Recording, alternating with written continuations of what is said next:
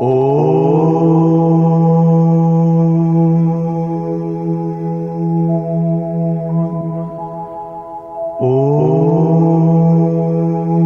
first question is from A-Joy. Modern cognitive scientists are veering more and more towards the idea that consciousness is fundamental and there is a deeper reality in the world than our senses tell us. A honeybee has a strong nasal sensory system that takes it to the source of honey. Similarly, a bat has sound receptacles that allow it to sense danger and also find its prey. They also do not see the world as we see it. Therefore, is it not a legitimate question to ask, how correct are we to presume that what we see is indeed the reality? How can we say our sensory organs tell us the truth? Can you give us a Vedantic perspective to it and how Advaita Vedanta sees such developments? Right. It's very interesting. As Ajay has written, that's true. Our senses, do they report the truth to us? Do they report reality to us? And the conclusion of modern cognitive science, and indeed even evolutionary science, is that they do not. The senses do not report reality to us. What do you mean by that? So are they misreporting? Not at all. Because you see, evolution has not designed our senses to report reality. Evolution has designed our senses to protect us and make sure that we survive and pass on our genes to the next generation. Evolution is designed our bodies and minds and senses for survival.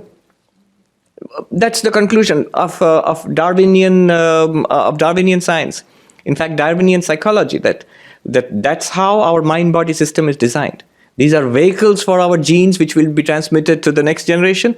And so what makes sense is not senses which report reality exactly as it is, but which report reality in such a way which enables the human animal to survive.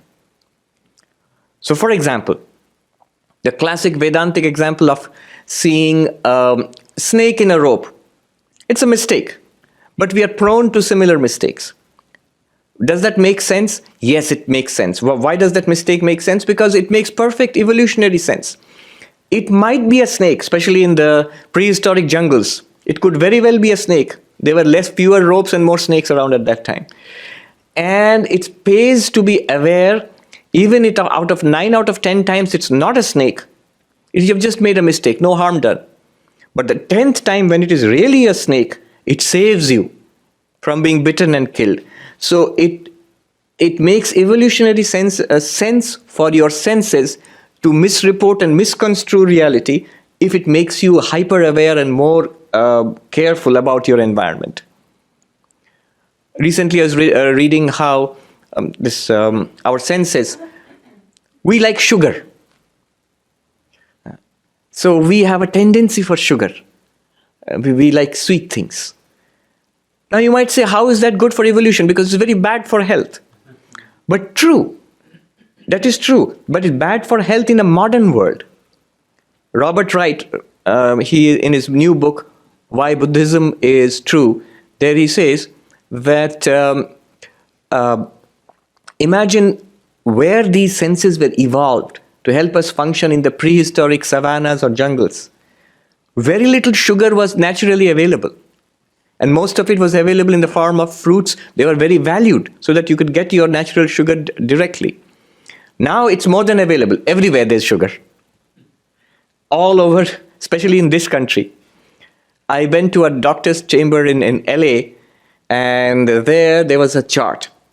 It showed a typical American in the late 19th century, how much sugar he ate. It was a he. And a typical American in the early 21st century, how much sugar this person eats.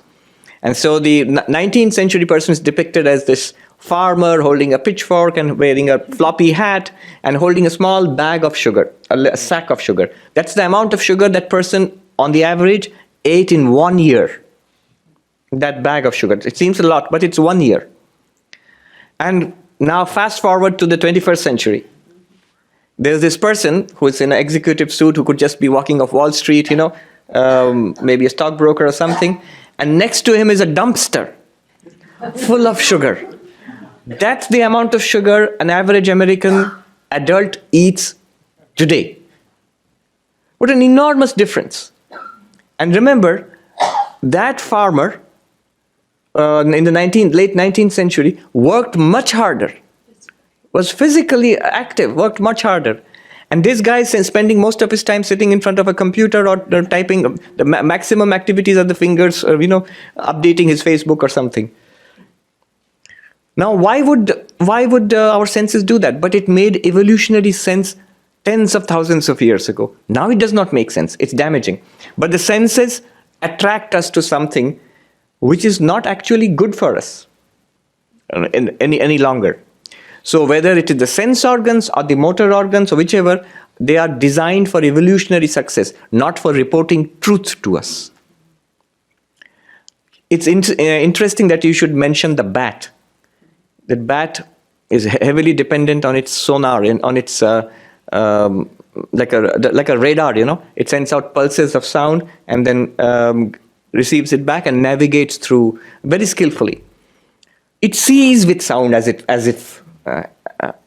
So its worldview would be quite different, not the way we perceive the world. There was a very influential paper written by Thomas Nagel, a philosopher, who wrote, What is it like to be a bat? Talking about the first perspective view of consciousness.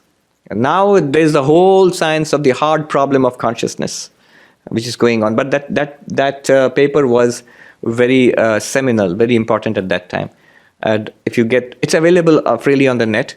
So if you are interested, you can always take a look. What is it like to be a bat?